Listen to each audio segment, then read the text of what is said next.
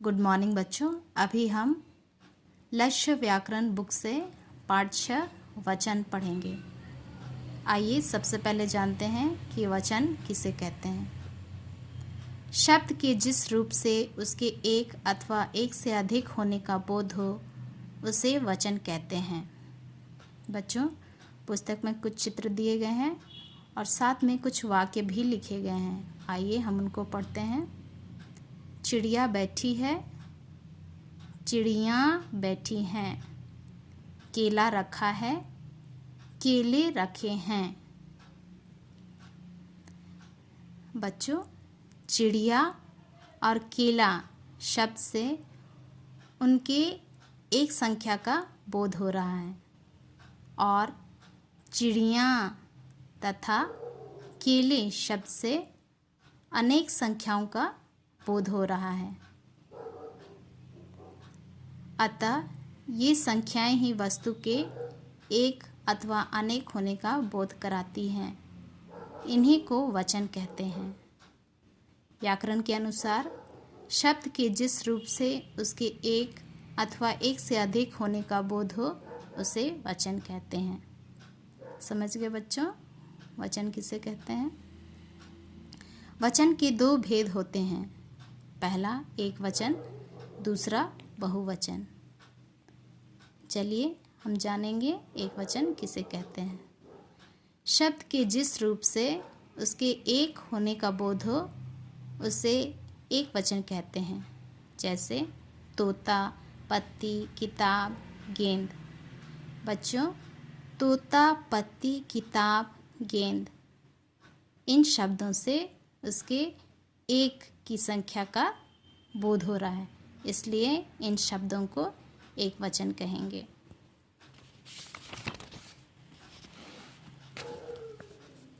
बहुवचन शब्द के जिस रूप से उसके एक से अधिक होने का बोध हो उसे बहुवचन कहते हैं। जैसे तोते, पत्तियाँ, किताबें, गेंदें। बच्चों, तोते, पत्तियाँ, किताबें, गेंदें, इन शब्दों से उनके एक से अधिक की संख्या का बोध हो रहा है। जैसे तोते कहने से यहाँ 3 तोते हैं, यानी एक से अधिक की संख्या है। यहाँ 5 पत्तियाँ हैं तो इनकी संख्या एक से अधिक है। यहाँ 4 किताबें हैं, इनकी संख्या एक से अधिक है। और यहाँ 3 गेंदें हैं, इसलिए यहाँ इनकी संख्या एक से अधिक है। इसलिए तोते, पत्तियाँ, किताबें, गेंदें, इन शब्दों को बहुवचन शब्द कहेंगे। बात समझने की, आदर सम्मान देने के लिए भी बहुवचन का प्रयोग होता है। जैसे पिताजी शाम को लौट आएंगे। कभी कभी बड़प्पन दिखाने के लिए भी कुछ लोग मैं के स्थान पर हम शब्द का प्रयोग करते हैं। जैसे मालिक ने नौकर से कहा, हम घूमने जा रहे हैं। कुछ शब्द हमेशा एक वचन में ही प्रयोग होते हैं। जैसे वर्षा, आकाश, घी, बालू, पानी। ये ऐसे शब्द हैं जो हमेशा एक वचन में ही प्रयोग में लाए जाते हैं।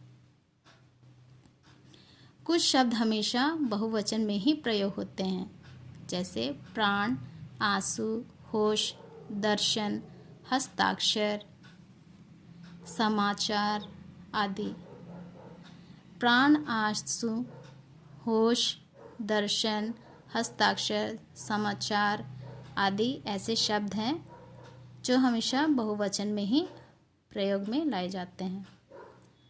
कुछ शब्दों का वचन नहीं बदलता है। जैसे मोर, धोबी, घर, भालू, मुनि।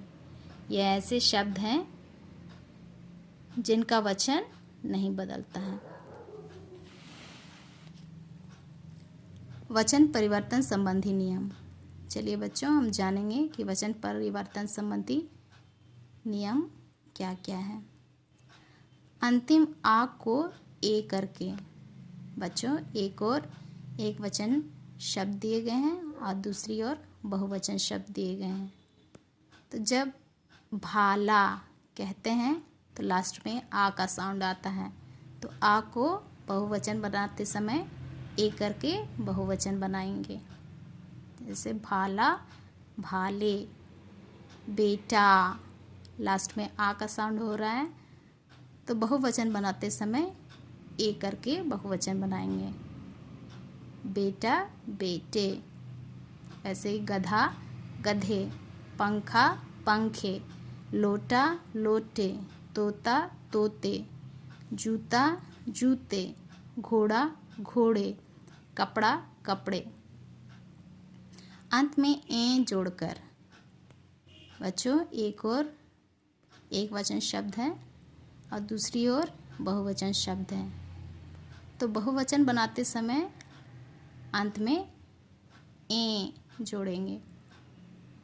जैसे बात का बातें, रात का रातें, कलम कलमें, सड़क सड़कें, आँख आँखें, मेज मेजें, गेंद गेंदें, दीवार दीवारें।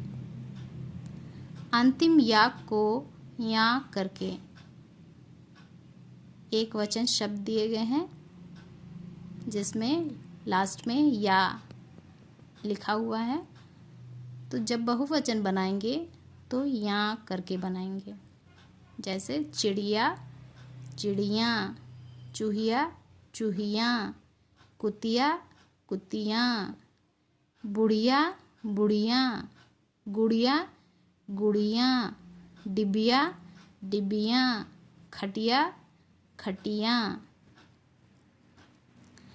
ई को ह्रस्व ई कर अंत में या लगाकर बच्चों यहाँ आप देखेंगे कि एक वचन शब्द में लास्ट में बड़ी ई की मात्रा का प्रयोग हुआ है, लेकिन जब बहुवचन बनाएंगे तो बहुवचन बनाते समय बड़ी ई की मात्रा छोटी ई में बदल जाएगा और लास्ट में या लगाकर बहुवचन बनाना है।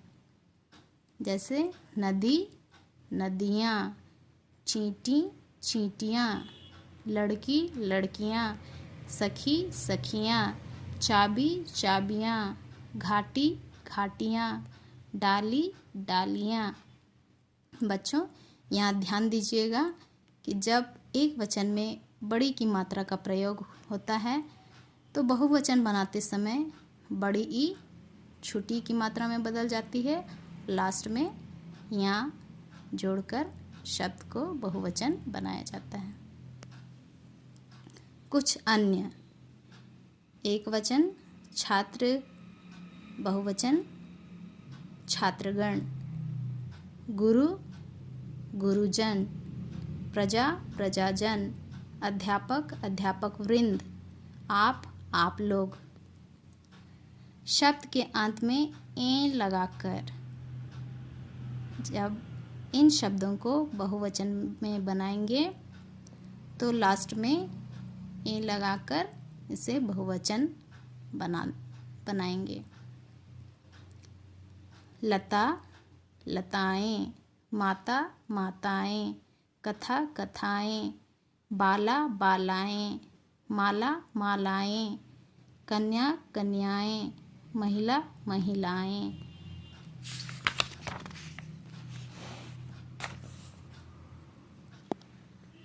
हमने अभी तक क्या सीखा बच्चों, इसे एक बार रिवाइज कर लेते हैं। संज्ञा शब्दों के जिस रूप से उसके एक अथवा अनेक होने का बोध होता है उसे वचन कहते हैं। वचन के दो भेद हैं, पहला एक वचन, दूसरा बहुवचन। समझ गए बच्चों? धन्यवाद।